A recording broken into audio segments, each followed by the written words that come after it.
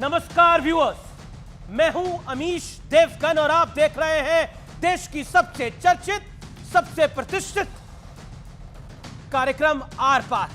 करीब 50 घंटे का आयोजन और इस आयोजन ने भारत की शान में 4 चांद लगा दिए। क्या अमेरिका, क्या रूस, क्या ब्रिटेन, क्या फ्रांस, पूरी दुनिया भारत की शान में कसीदे पढ़ रही है। व्यूअर्स, अमेरिका के राष्ट्रपति जो बाइडेन दुनिया को साथ लाने के लिए प्रधानमंत्री मोदी की तारीफ कर रहे हैं, तो पाकिस्तान का करीबी कहे जाने वाला देश तुर्की कह रहा है कि भारत यूएनएससी का यानी यूनाइटेड नेशन सिक्योरिटी काउंसिल का परमानेंट मेंबर बने तो हमें गर्व होगा। लेकिन एक तरफ दुनिया भारत की तारीफ कर रही है, मुरीद हो रही है, तो दूसरी ओर अपने ही देश का विपक्ष G20 के खिलाफ भ्रामक माहौल बना रहा है। प्रियंका वाड्रा कह रही थी कि भगवान ने इनके G20 में बारिश करवा दी। लालू प्रसाद यादव तो यह कह रहे हैं कि G20 पर हुए खर्चे पर सवाल खड़ा कर रहे हैं। उनका कहना था कि इस आयोजन से देश को कुछ हासिल नहीं हुआ है। तो कांग्रेस नेता सलमान खुर्शीद ने रूस के राष्ट्रपति पुतिन और चीन के राष्ट्रपति शी जिनपिंग के नहीं आने पर सरकार पर निशाना साध डाला। और तो और कोसने के मामले में विपक्ष ने इंडिया गठबंधन के साथियों को भी नहीं छोड़ा। ममता बनर्जी राष्ट्रपति के G20 डिनर में शामिल हुई तो कांग्रेस ने कहा डिनर में शामिल होने के बाद क्या ममता बनर्जी मजबूती से मोदी का विरोध कर पाएंगी? तो आज सबसे बड़ा सवाल यही है कि क्या मोदी के विरोध में विपक्ष देश का सम्मान भी हजम नहीं कर पा रहा है? आज इसी पर होगी देश की सबसे बड़ी बहस, भारत की शान पर भारी सियासियान।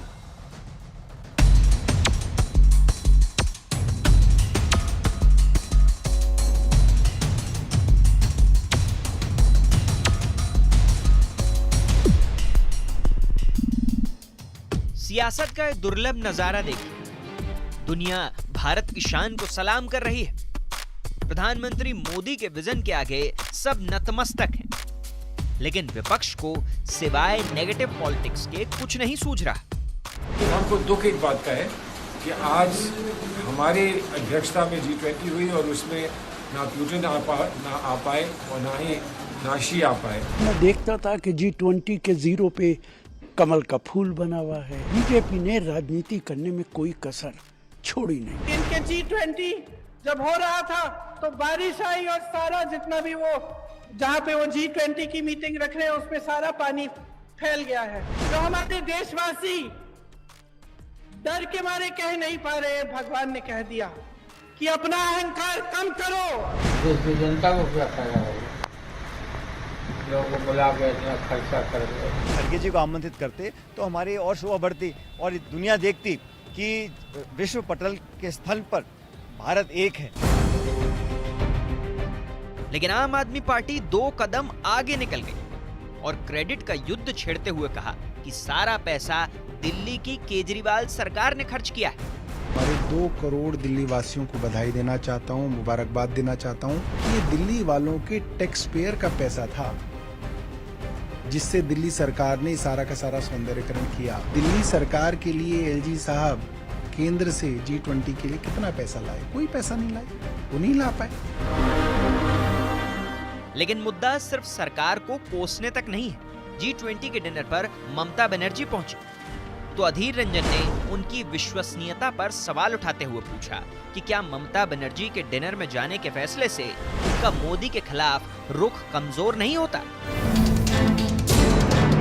सवाल है कि देश की शान बढ़ाने वाले G20 के भव्य आयोजन पर सवाल उठाकर क्या विपक्ष का जनाधार मजबूत हो जाएगा?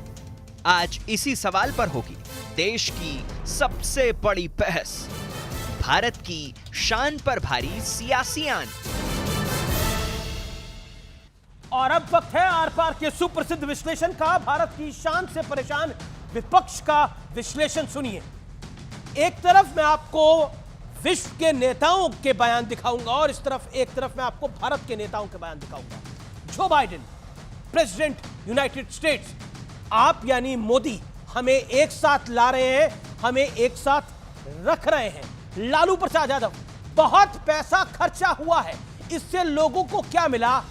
लालू प्रसाद यादव पूछ रहे हैं। Rishi Sunak prime minister of Britain, यानी जिन लोगों ने हम पर राज करा 200 साल, भारत के नेतृत्व में हमने देखा कि हम सब साथ आ सकते हैं। अखिलेश यादव मेहमानों को सोने की थाली में 56 भोग परोसे, देशवासी बस 5 किलो अनाज के भरोसे हैं। आप सोचिए, George Meloni prime minister Italy के, प्रधानमंत्री नरेंद्र मोदी को G20 के नेतृत्व के लिए मैं धन्यवाद देती हूं। सलमान खुर्शीद, G20 में न पुतिन आए न शी जिनपिंग, लेकिन सवाल पूछ रहे विपक्ष के नेता। अब राष्ट्रपति तुर्की क्या कहते हैं, यह सुनिए। Bharat United Nations security council का स्थायी सदस्य बने तो हमें गर्व होगा, यह राष्ट्रपति तुर्की कह रहे हैं। ये हम नहीं कह रहे, राष्ट्रपति तुर्की कह रहे हैं। और प्रियंका वाड्रा कह रही है कि इनके G20, शब्दों को नोट करिए, इनके G20 में बारिश करवा के भगवान ने सरकार से कहा अहंकार कम करो। किसी आयोजन में बारिश आ जाए तो अहंकार कम हो जाता है। अब इंडिया पाकिस्तान का मैच चल रहा है, बारिश आ गई तो अहंकार कम हो जाता है।